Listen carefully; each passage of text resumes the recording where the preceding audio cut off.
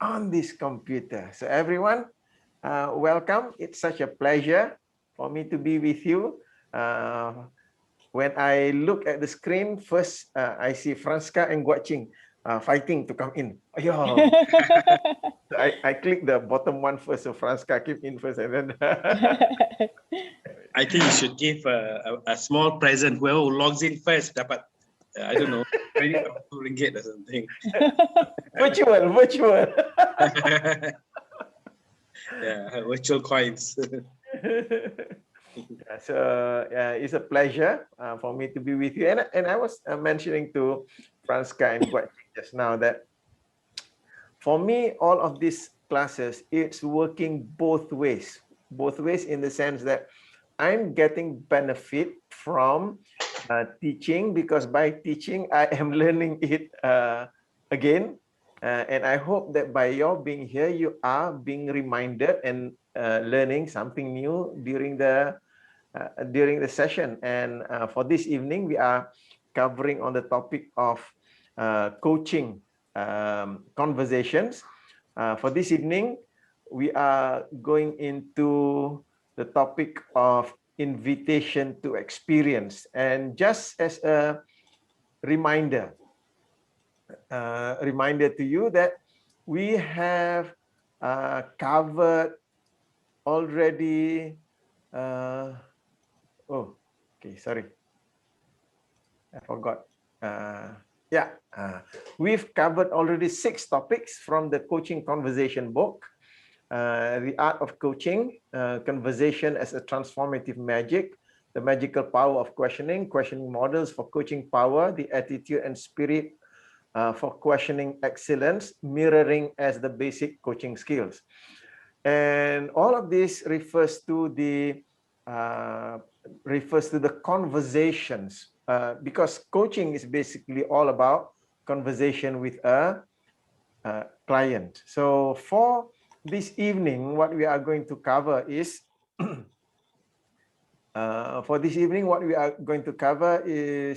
one is, why do we ask questions? 2, the magic of experience, as the topic is about invitation to experience. So the magic of experience through questions. And emotions, the pathway to reality, questioning as following the pathway of emotions, the experience of seeking truth, and the experience of being real. So those are the points that we will be covering this evening. So before I continue on, welcome, Amy. Good to see you and happy that you are able to join us this evening.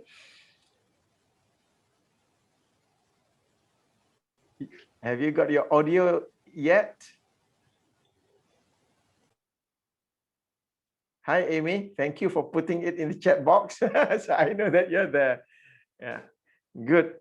Pleasure that you are with us this evening. When you have your audio sorted out, I hope to hear your voice later.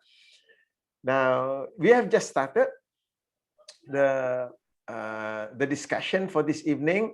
Yeah, and I was just about to say that I hope, Dr. Anwar, going through this monthly meta coach session on coaching conversation, it will be very useful for you when you go to ACMC.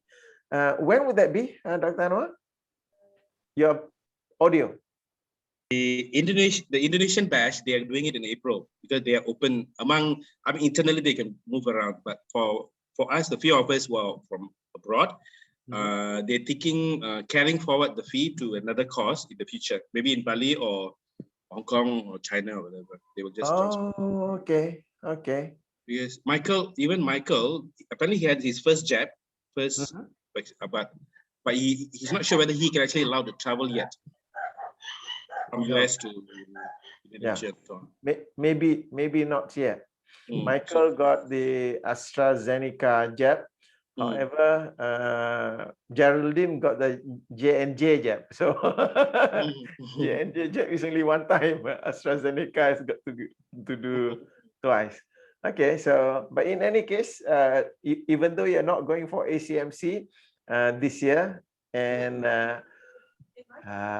to me it's a big sigh of relief as well, because the situations are still not that wonderful. So I hope that through these sessions that we have monthly on meta coaching, you will be useful, helpful for you to be able to improve your coaching skill. Just this evening, just before Guaching arrived to pick up her book, I had a call from our friend Noe. He was asking me, hey, how to hold coaching conversation. Tomorrow I'm coaching somebody. I need to have some refresher. So I referred him to, you go to YouTube and you Google Graham Richardson.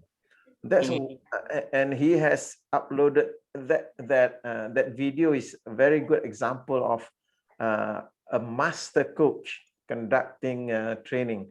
Graham, Graham, Graham Richardson. He's a master coach from Australia. So what we are doing this once a month in this meta coaching series, we are going through all the topics that Michael wrote in the book Coaching Conversations. So now we are in topic number 7, invitation to experience. The last session, we looked at the questioning model for coaching power, the magic of questioning. So for this evening, we are looking at questions, because that's the primary tool that a coach uses. So why do we ask questions? It is for gathering information. It's for discovering current understandings of the client, and it is for exploring preferred futures. So basically what we are doing, we are initiating the experience, whatever experience that the person has gone through questions. We are initiating that re-experiencing process. When we talk about experience, what it means is about living through a situation or an event and participating in something. For example, you can watch, let's say, Graham Richardson on YouTube coaching. It's just that you have just watched.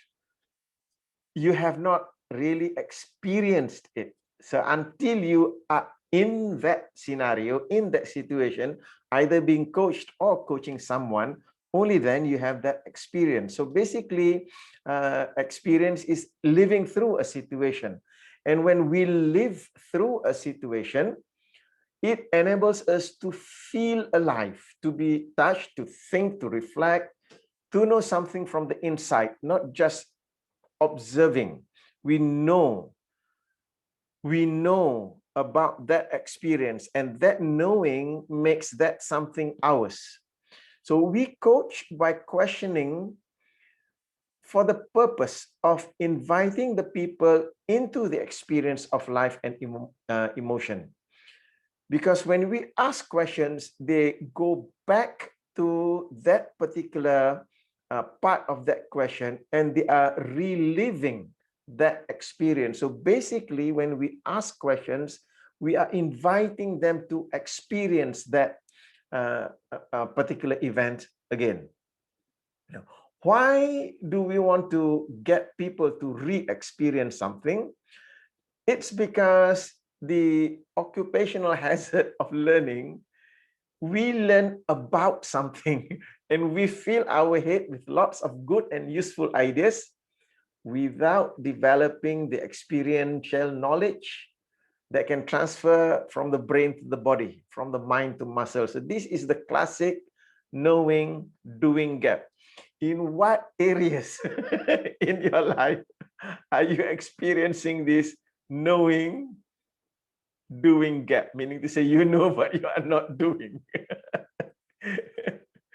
Yeah.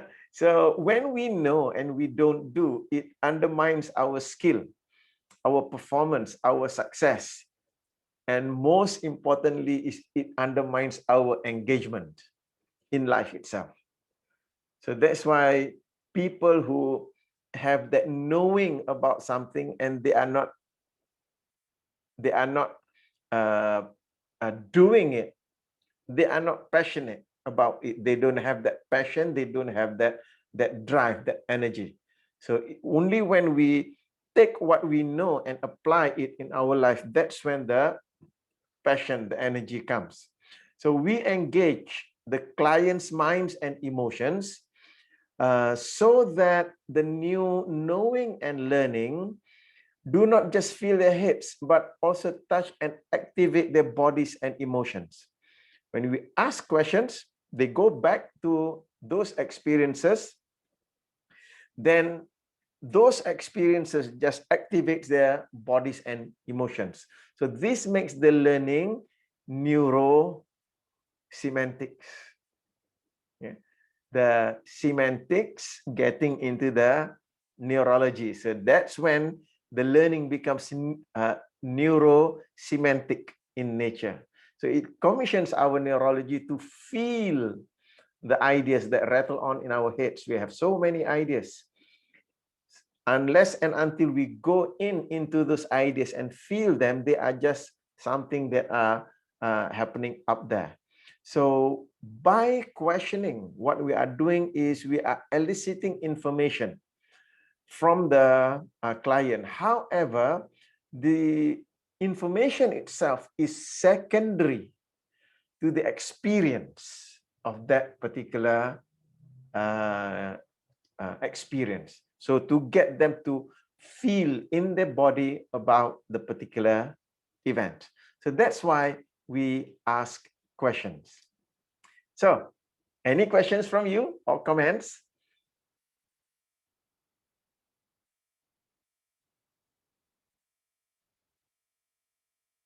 Hi, Marilyn. Good to see that you are joining us this evening. Hi, sorry I'm late. Just got off work, driving right now. Okay, good that you are Good here. to be here. Yeah, so we've just started going into why we ask a question. Basically, it's about getting ourselves to experience the event, not just in our mind, bringing it into the body. So it's neurosemantics, semantics getting into our neurology. So let's take the second point, the magic of experience through questions. Because questions engage us. The thing about the human mind is that the moment you throw a question, it goes searching for an answer. It engages the mind. So because questions engage us, they invite us into the experience, into thinking, feeling, wondering, remembering, and imagining. Some questions engage us by provoking and irritating. Some will warn us of potential threat or danger. It is also there to seduce and tempt. Questions also invite preferred futures, desired futures, the dreams, the hopes, and anticipations about our lives. They engage our positive emotions and fire up our passions so that we become more alive, so that we wake up to life. Even the exploring questions that seek for information, these are questions for clarity. If they are open-ended enough and evocative enough, it sends us inside our stored memories. So we have all of those videos of our life that we store as memories. So we pick out those videos and we play them in the theater of our mind. And by playing them in the theater of our mind, we experience them again as if we are experiencing it now. So we are re-experiencing them anew. And we can also invite experiences, not just through questions. We can invite experiences by suggestion. So in the conversation, suggesting to the person to be with that emotion. So I'm taking a step back over here. The skill of listening and supporting enables me to notice the changes in physiology. And because of that, I'm noticing change in state. So it means that there's another emotion coming up. So suggesting to the person, be with that emotion. And as the person is looking at the image in their theater of their mind, to suggest to them, bring that picture closer or further away. So it will change the dynamics of that experiencing. Welcome that feeling in and breathe in. So we are just suggesting the person to go into the experience fully and completely. Or even suggesting by asking the question, do you need to take counsel from this feeling? A person may feel light, happy about something, or may feel down and sad about a certain emotion. Asking that question, do you need to take counsel from this feeling? If no, then release it. Some people, they just want to keep hold of that particular emotion. And suggesting to them, allow yourself to just notice this. And certain emotions bring tears to a person's eyes. Suggesting to the person, because there are two kinds of tears, those of sadness and those of joy. It's critical to not confuse the two, is it not?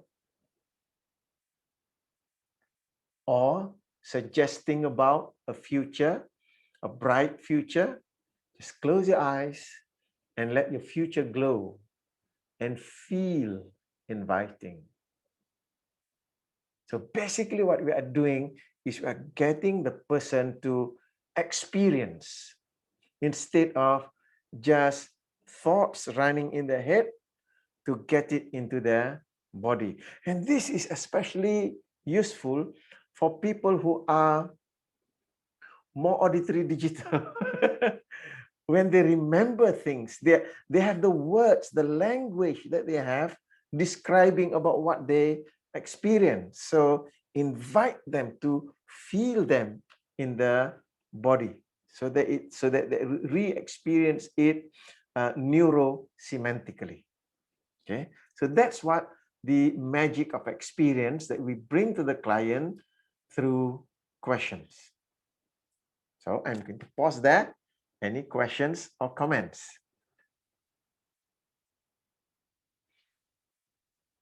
Dr. Anwar, anything that you'd like to comment from No, your not at the moment, no. Yeah. I'm all right. Yeah, you're good. Okay. Franska, Guat Ching, you okay? How about you, Amy? Are you okay? And Marilyn?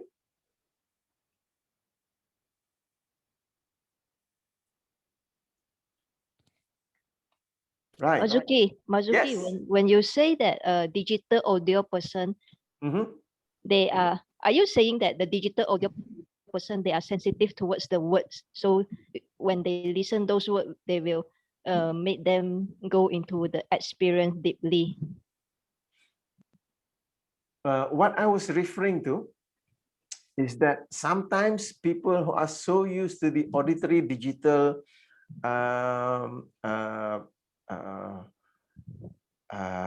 the auditory digital rep system, they are into the words to the extent that they may be detached from the experience. So inviting them to re-experience by using questions, or by inviting them, to suggest them to feel it. Okay, got it. Yeah. Okay. Marilyn, you like to say something? Yeah, Manzuki, when we invite people to feel it, right? It very quickly goes into, I mean, for me at least, I will start metastating that feeling. Yeah, instead of just, pausing and actually you know, like taking note of the feeling, right? Yeah. Okay. Yeah. So part of what questions help is to get person to get into that primary state instead of just operating from that meta state. So you can go up to the meta state and noticing the different levels.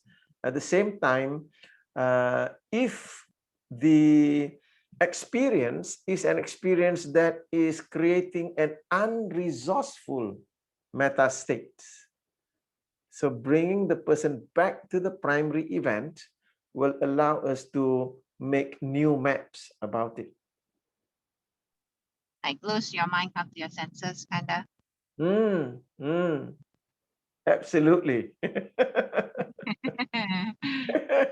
Thank you. Okay.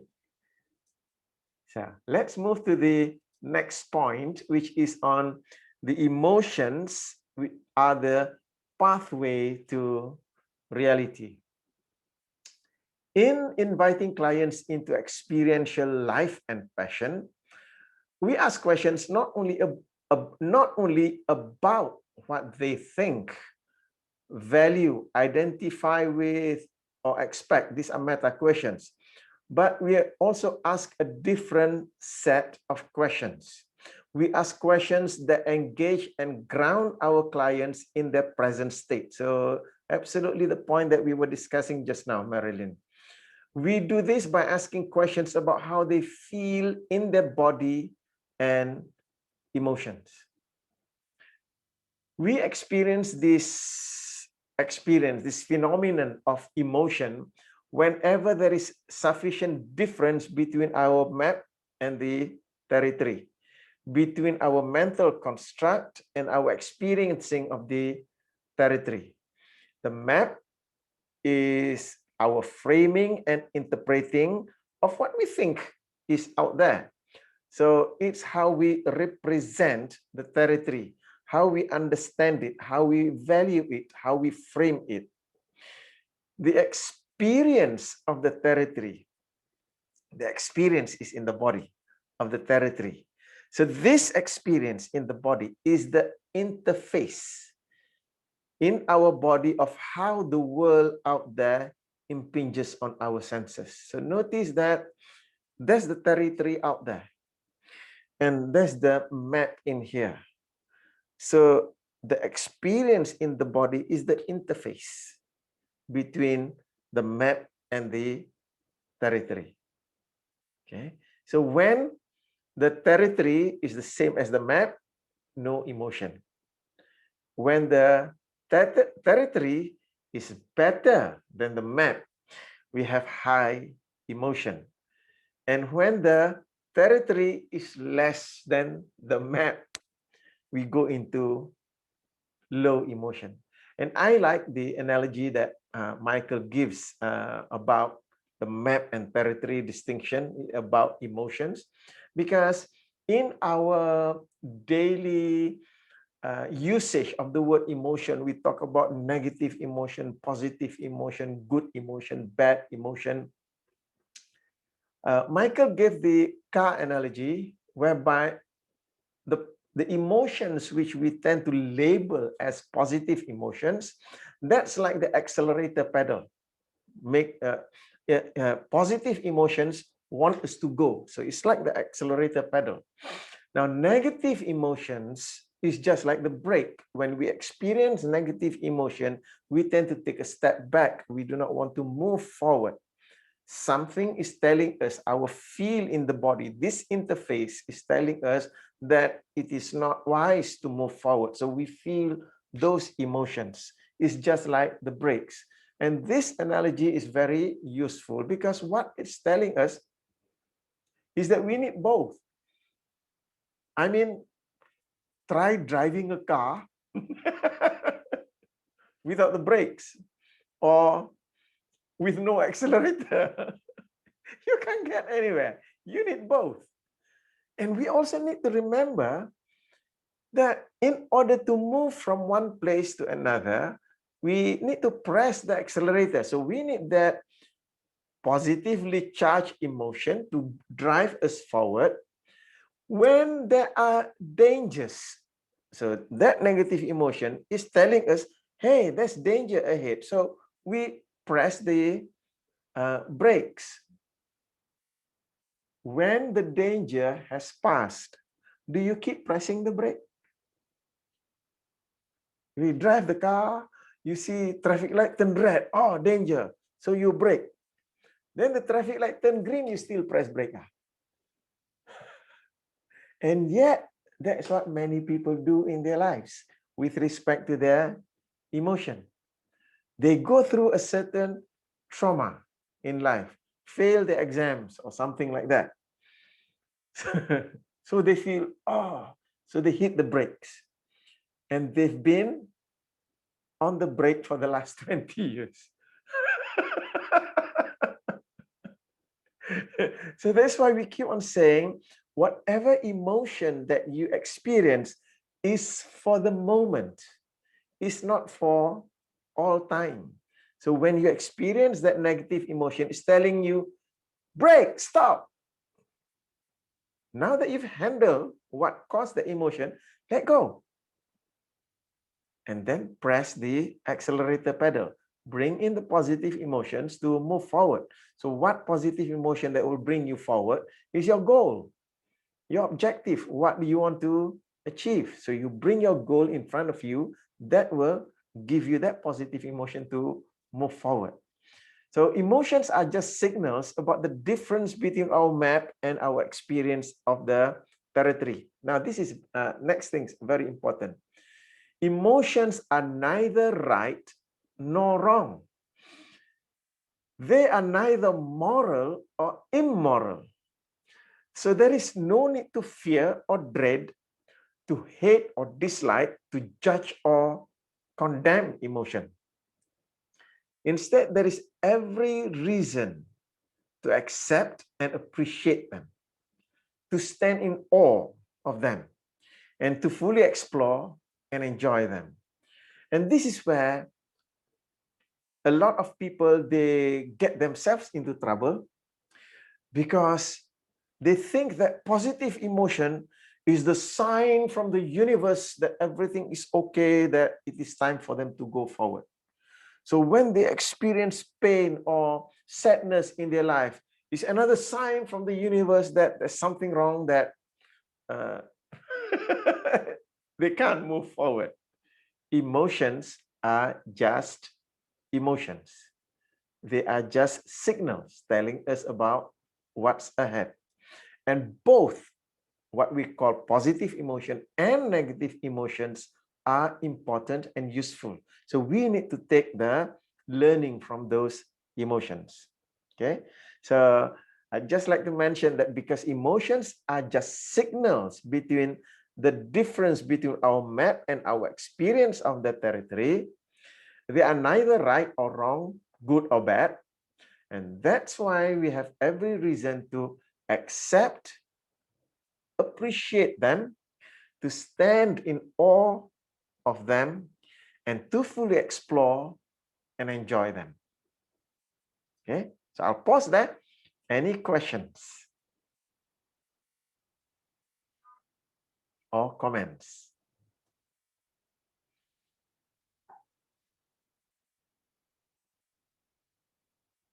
So if you remember the process for handling emotions, especially what people call as negative emotions, emotions that you feel uncomfortable in the body, the steps are basically, first is to accept. Next is to appreciate. What we mean by appreciating is to ask ourselves the question, so what do I learn from this? That's appreciating an emotion. Once you accept and appreciate, to be in awe of the signal that the emotion is telling you, and then to move on. So we don't need to carry that emotional baggage with us for the rest of our lives. So that's why it is called emotional baggage. You have too much of them, you cannot go on the aeroplane. You have to pay. Okay, any questions or comments with respect to that? Third point regarding emotions is the pathway to reality. Majuki, Yes. if let's say the second step, what I learned from this emotion, if learn nothing, how? If learn nothing. So this is where the skill of getting into different perceptual positions, and the reason why we think that we have not learned something from there is we are looking at it from one angle. For example, like this pandemic, you are looking at from the angle of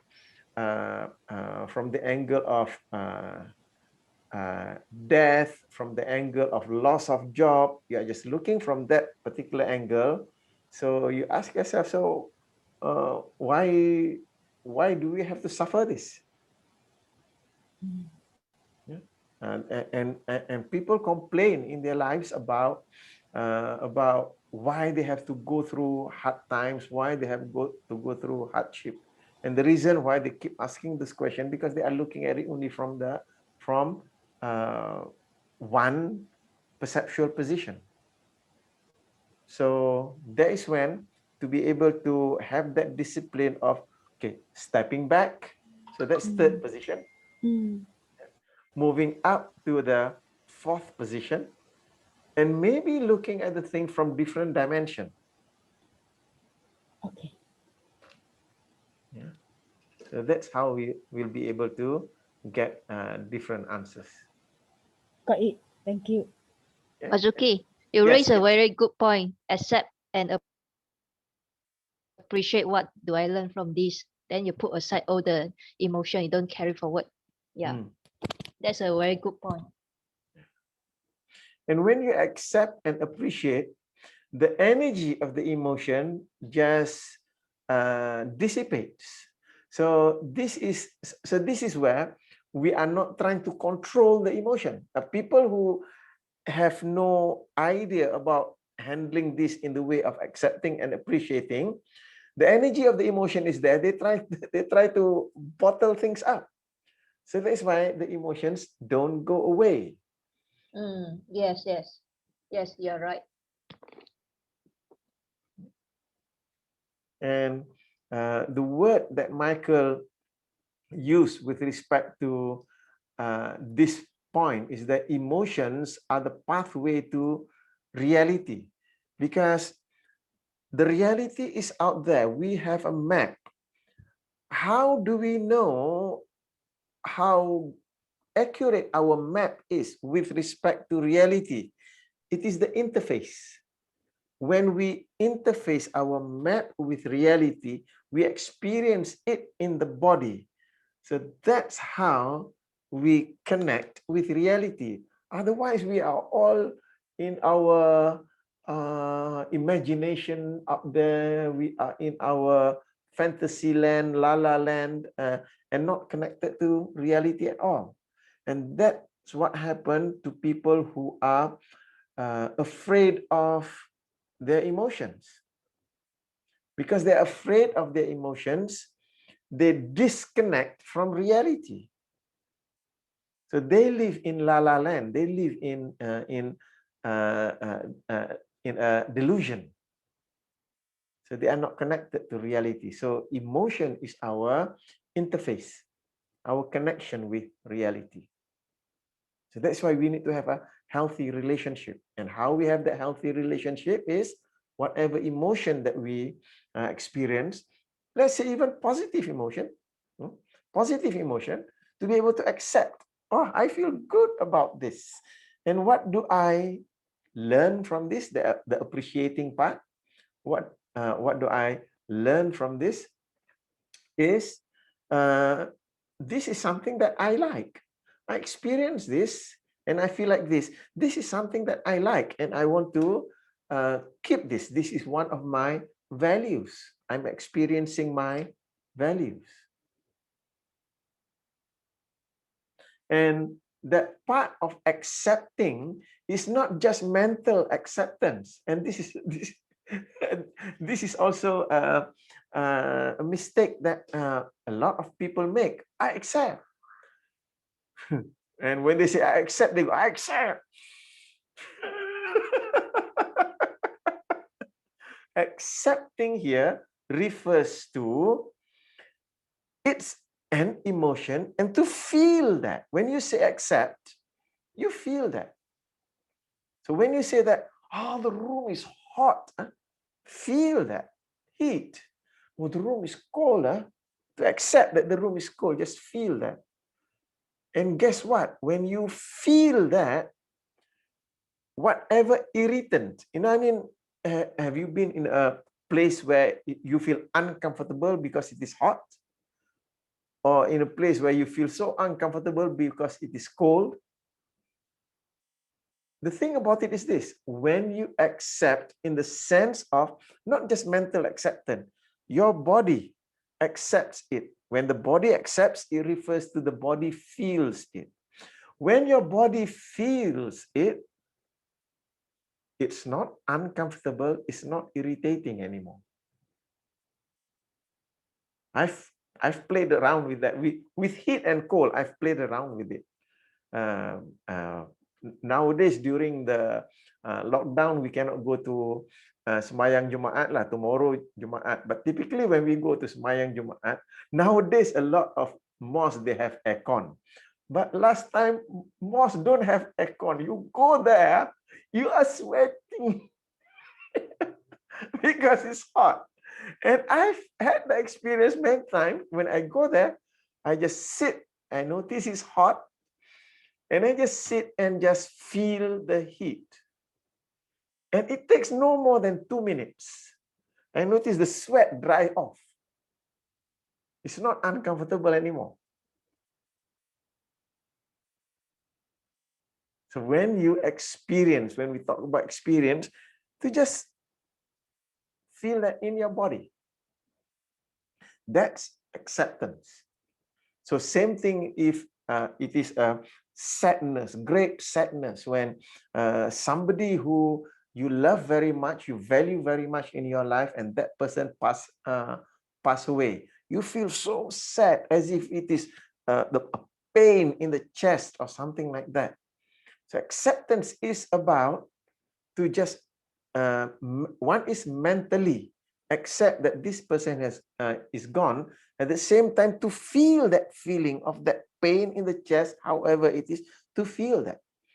And once you accept in the feeling in the body, it's not uncomfortable anymore. It's not irritating anymore. It's just sensory based feedback. Yeah. Okay. Moving on to the next point.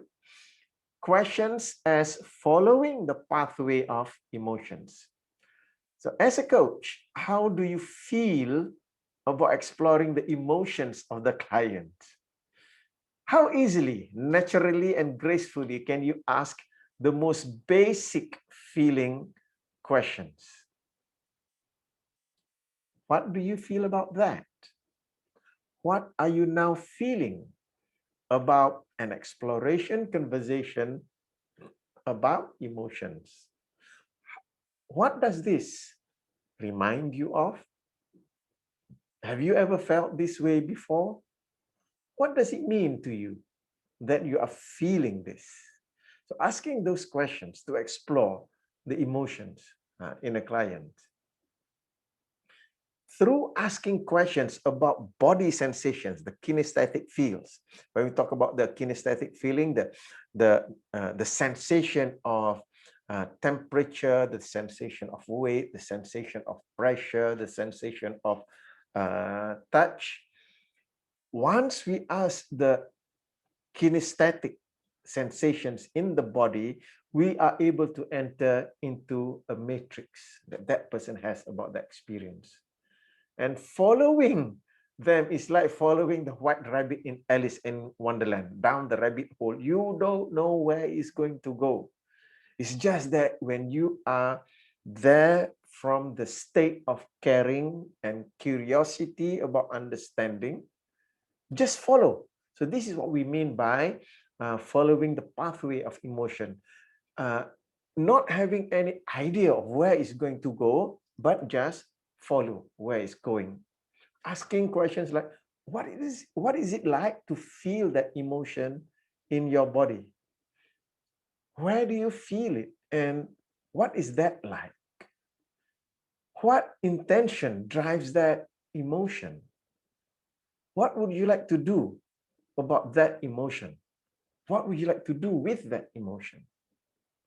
What thoughts at the back of your mind support and create and feed that emotion? So just following to, you don't know where it's going to lead, and neither does the client. So from the position of caring and curiosity, to just follow that. You may not know what you will find. However, it will all be human stuff. In fact, it is nothing other than human stuff. It's all the human stuff we have inside our head. If you find any feeling, memory, awareness, idea, belief, or fear that you don't like, remember, it is just a thought, just a frame, just a representation. And it only has as much reality as you give it. To follow that. The emotion that we feel is never the reality. I want to highlight that. It's never the reality. It's a sign of reality, a sign of life that we have mapped out. So the emotion that we feel is this level, the map level reality, not what's out there. It is the felt sense of reality that we have mapped. And that's why every emotion is appropriate. It is appropriate to the thought and map through which it arises. So that's why we respect another person's emotion, because it refers to the map that they have. So that is why if we hate, reject, or judge our emotions, if we set out to just squeeze or squelch our negative emotions, our fears, and some people do that. They taboo themselves from feeling those so-called negative emotion, the fear, the anger, the sadness, the guilt, the shame. They don't want it. They just want to push it away. However, by doing that, you end up also squeezing out our positive emotions. So we also repress our ability to register our emotions and know our emotions. So we also squelch out our passion, our love, our joy, our fun, playfulness, and openness.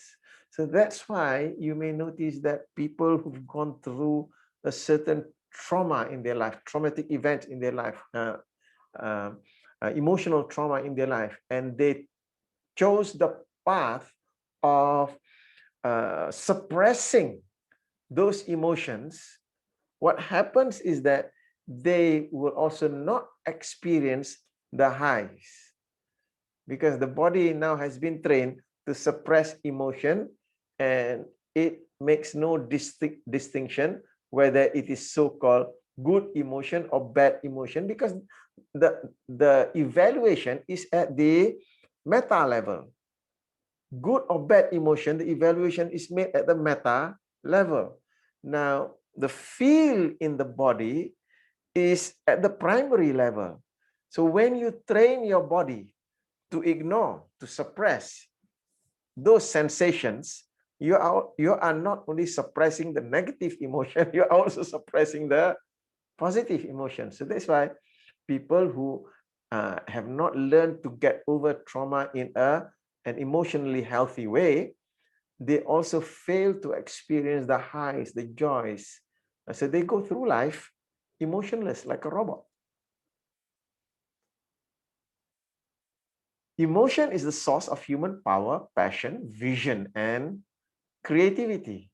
It is the heart of getting to a person's reality and facilitating accelerated transformations for greater meaningfulness and peak performance. So people who don't experience those emotions, they find it difficult for them to move in the transformations in life because they don't have the energy. Energy is emotion moving in the body. That's energy. So when you suppress negative emotion, the body learns to suppress all emotions, and because of that you don't feel the emotion. That's why people go through life without any energy, because they don't have the emotion, they don't have the energy. Yeah. Okay, so questions or comments?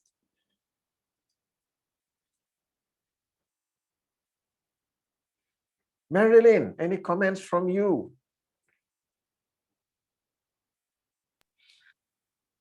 Processing very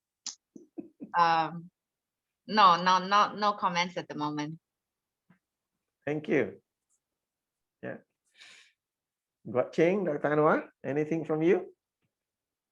Good? I'm good. No, I don't have. Okay, thank you.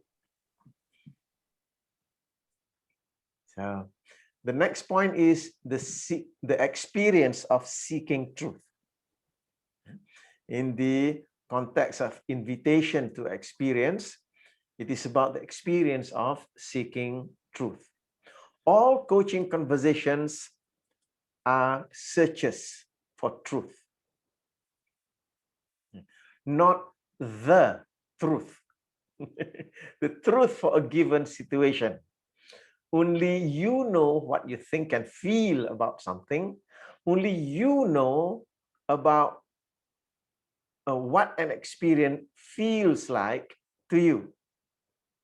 So when we are having that conversation, going into those experiences and to feel those experiences and asking the question, what is true for you about this? So it is to search for the truth for you about that particular thing. And whatever it is that you experience, since it's true for you, you don't need to compare it with others at one level. You only compare it with other people's truth in order to create a check and balance. However, whatever that you experience is true for you. So if an event occurred that caused you to feel sad, that's true for you. So what's the truth about feeling sad? So when we are coaching a team, for example, so we have a team, a committee, a group, we want to facilitate the discovery of each person's truth. And what is the real truth for the group as a team? So this is why when we come to group and team coaching, to be able to facilitate, because each person will experience differently. So to bring all of those experiences and to bring it and put on a plate so that as a team, they notice this is how the team members feel. And it is not one. There are many different ways of feeling about that. So now we are bringing it to the attention of the whole team. So that's the truth for the team members. So that is why sometimes leaders, they are so gung-ho about doing something, and yet when they start implementing it, it doesn't happen. Because what's the truth of that initiative for the team? If the team doesn't receive or doesn't consent to the CEO's truth about that, it will still not happen because they are the ones who need to implement it. Yeah? So what is all of this designed to obtain or create? Why do we want to be able to get to the truth of the matter for each person? It's to bring us to the compellingly resourceful experience of authenticity, to being real, instead of pretending according to some other people's truth.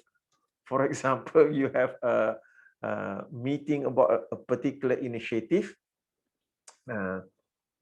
when the team leader or the boss says, "Oh, we are going to do this," and he seems so excited and all that, and then because he's so excited, okay, you bring yourself to be excited about it, and yet in your head you're wondering whether it will work, if it is useful for the company, for the organization.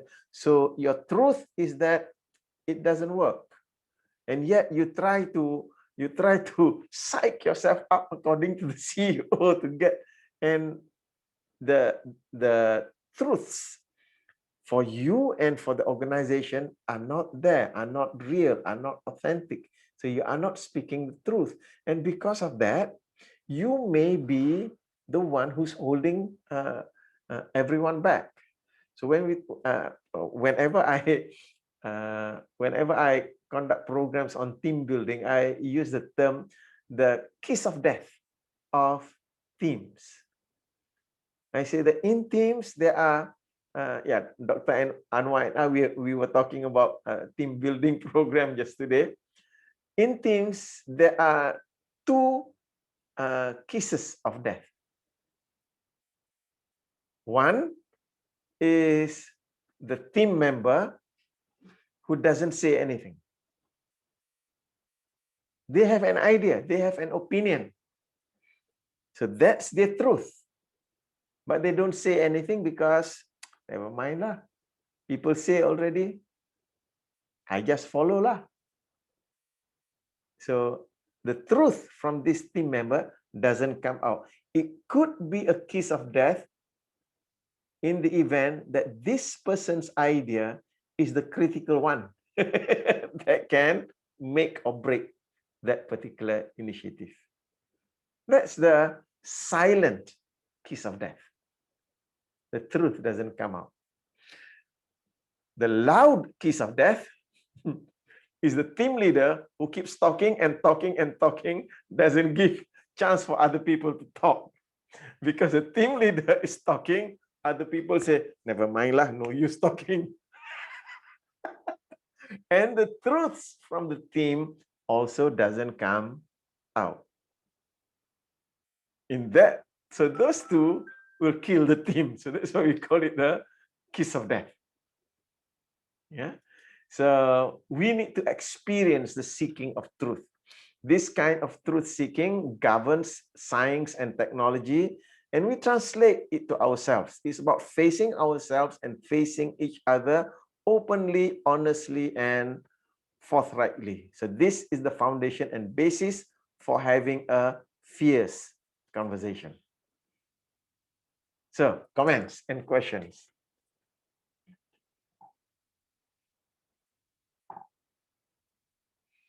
So, any kiss of death in your team, Guat Ching? Quite sensitive lah. Cannot say. Yeah.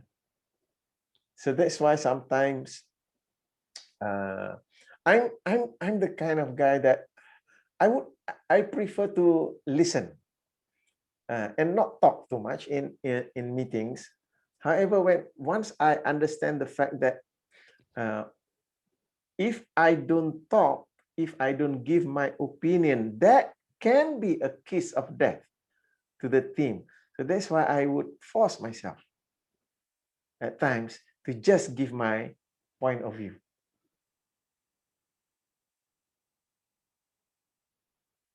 Because I don't know what the idea that I think as not important, it could be the idea that could make or break the team.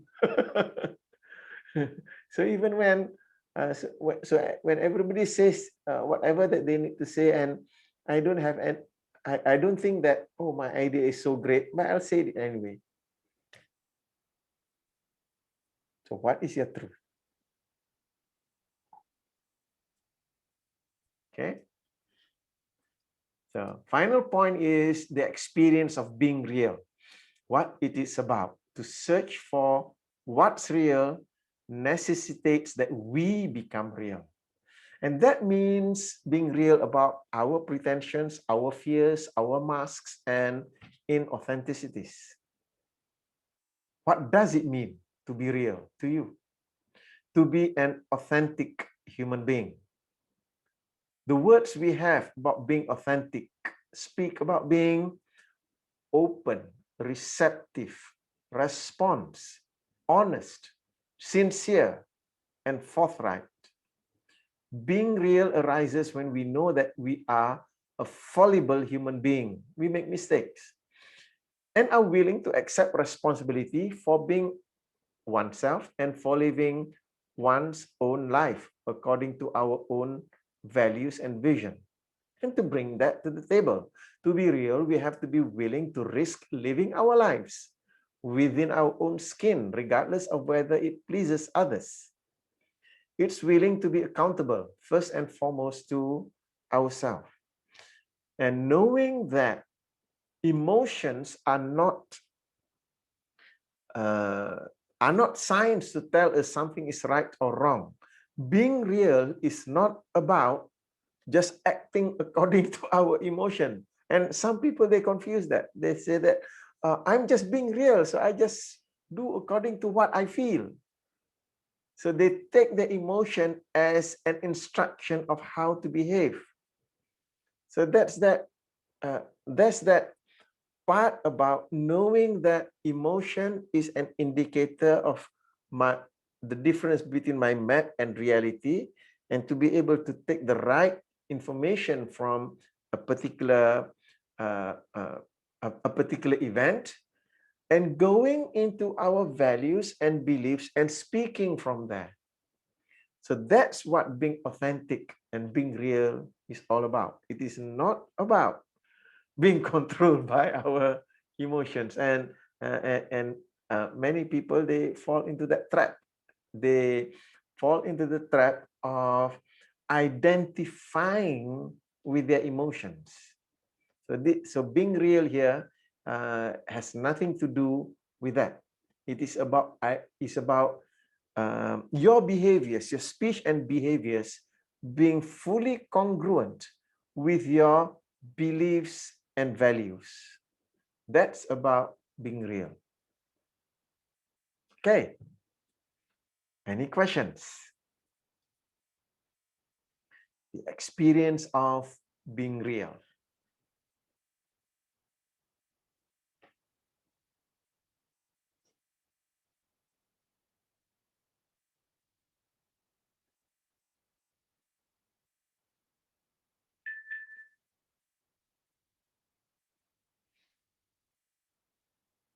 Have you ever come across people who, when they need to do something that is uncomfortable to them, and they say, how can I do that? That is not me. People will say that's not my job.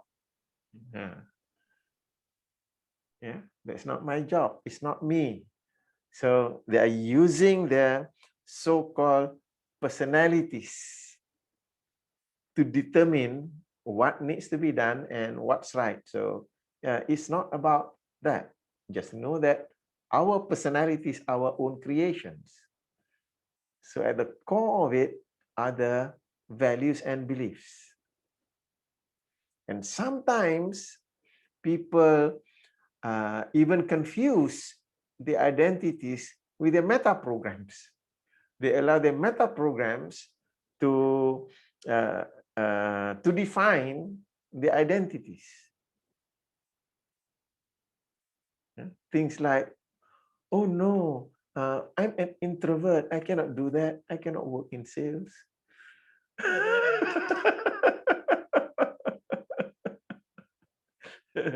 And certain HR use that as a selection criteria for people's job. Oh, she's an introvert. She's not suited to do that job.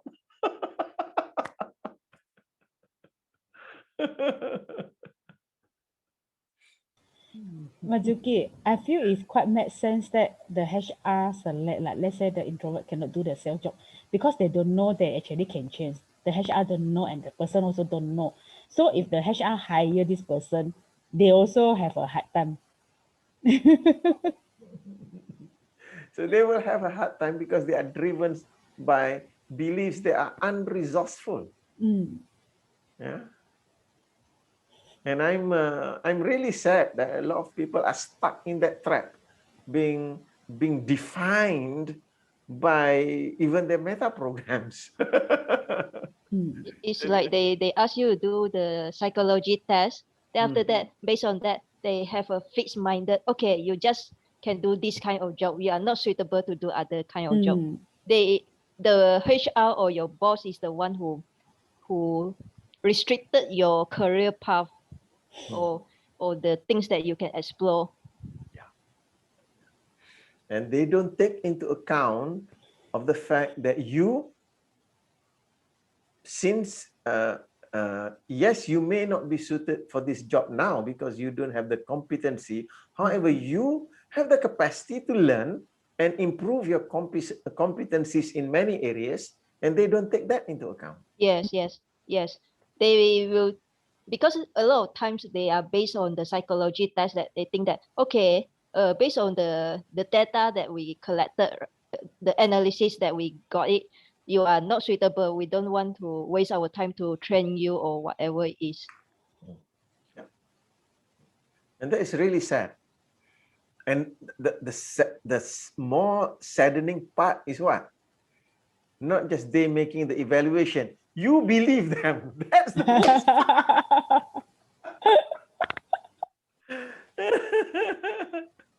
And you limit yourself.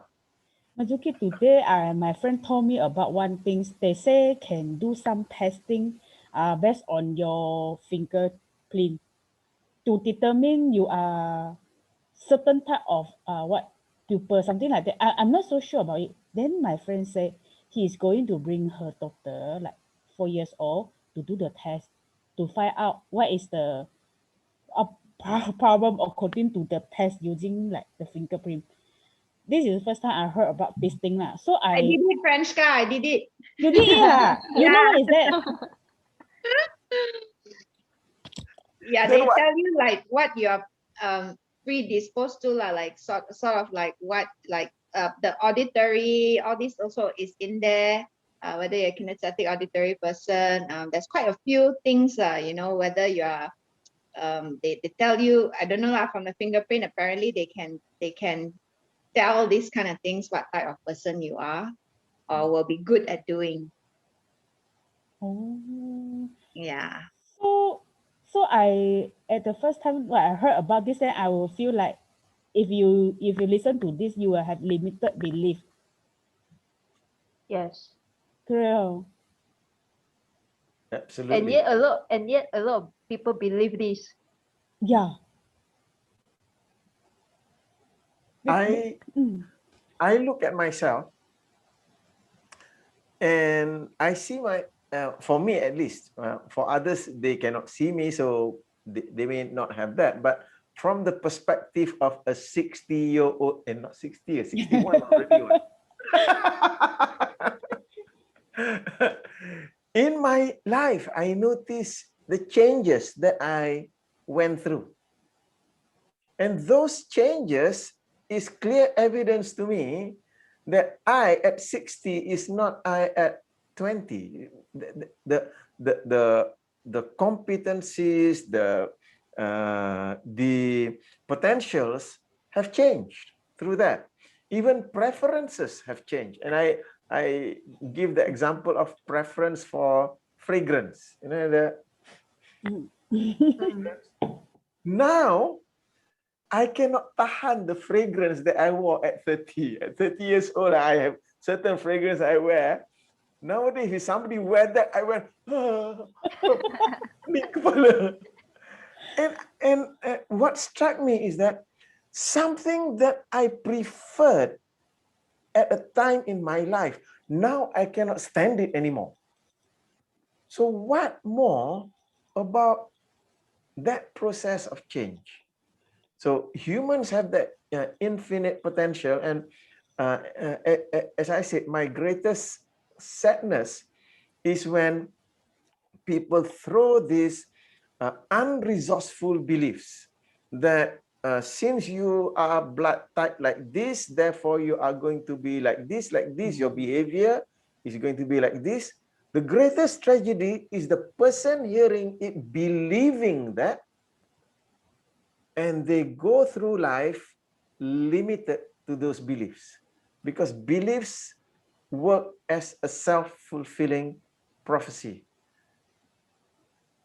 And that happens with school children. Standard 5, standard 6, you can see that already. You know, you go into school, the students who come into the classroom, say standard 1, standard 2 in the class, wow, listening to the teacher like this. So visual auditory learner, listen to the teacher, don't move. Teacher look at that, wow, good student, very clever, very intelligent. And the student who are like that in the class, moving about, hey, don't disturb your friend. And going about, teacher say, oh, naughty student, you are stupid student. The greatest tragedy is that they believe that. And you can see that in their bodies. And you go back to your primary school, if you still have picture primary school, you look at the picture of, during my time, last time, they stream, you know, the clever students, they are in the A class. And A class students know that we are clever, we are smart. The not clever students, they put in the C or E or even F class. And the students in the E or F class know that they are stupid one, useless. You look at the picture, A class student, they take photograph, how? Right? Because they believe they are smart. The D class student, they take photo how? Because they believe that they are stupid. And to me, that's the greatest tragedy. People believing in their limitedness.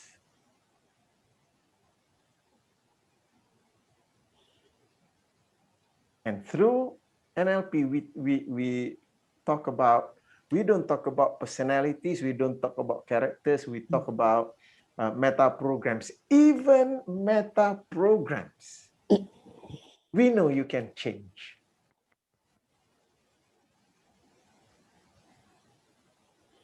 So it's all about bringing out your potentials into a skill and operating from there. So that is the real you.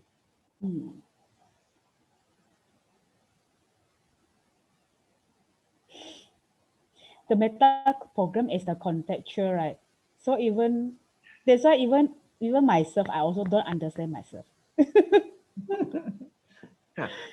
And this is the beautiful part once you understand meta program, to be accepting that in this context I operate this meta program this way. In another context, I choose to operate in this way. Nothing wrong. Yeah. I don't have to be consistently perfect all the time. Mirroring. I know that was coming. Marilyn. No, I want to share, you know, the personality test, that one all through my life, it drove me nuts because I could never pick an answer to what personality I was like. It drove me nuts every time I did that. And then I got so confused and I got so lost and I thought something's wrong with me. I thought I had multiple personality disorder or like multiple identities, because I'll be like, I'm a different person here with my family. I'm a different person at work. I'm a different person on my own, you know. So I don't know what answer to pick until I met you, Mazuki. And yeah, sorted that out for me. So it drove me nuts, those personality tests.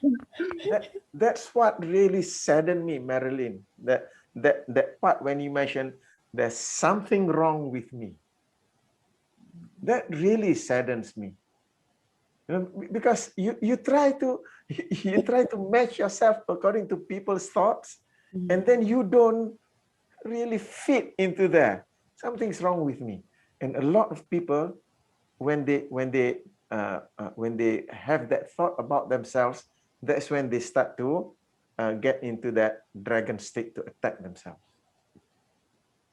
So you can be perfect whenever that you want. You can be imperfect whenever that you want. Yay! Congratulations.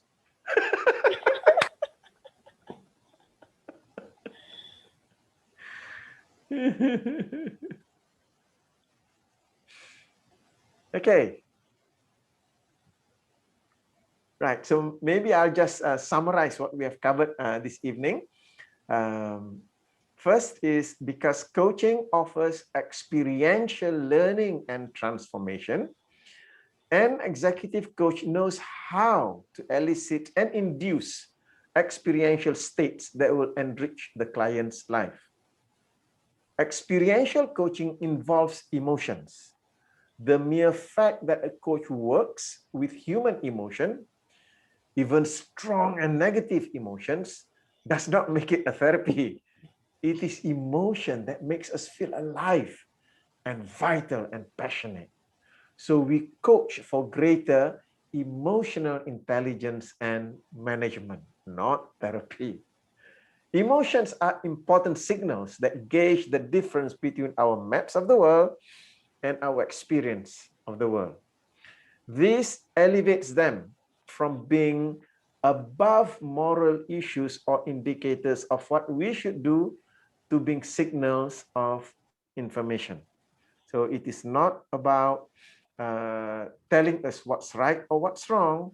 It's just telling us what's different between what we conjecture and what we are experiencing. So those are the summaries that I would just like to bring with respect to our discussion for this evening.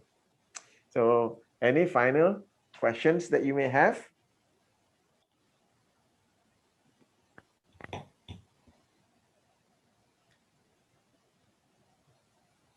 So no final questions. I'd just like to ask each and every one of you for your comments for this evening before we end. I'll start from the top of my screen. Franska. I'm good today. Thank you. Okay, thank you. Guat Ching. I have nothing to add on, but thank you, Mazuki. Thank you. And Marilyn. Thank you, Mazuki, for the sessions. Always really, really, it is of great value to me to be refreshed on all these very important things, especially with emotions, you know, because we feel it every single moment. So thank you. Thank you. And Dr. Anwar. Okay, I want to say two things. One is this, like you said, you know, sometimes people believe what the others tell them.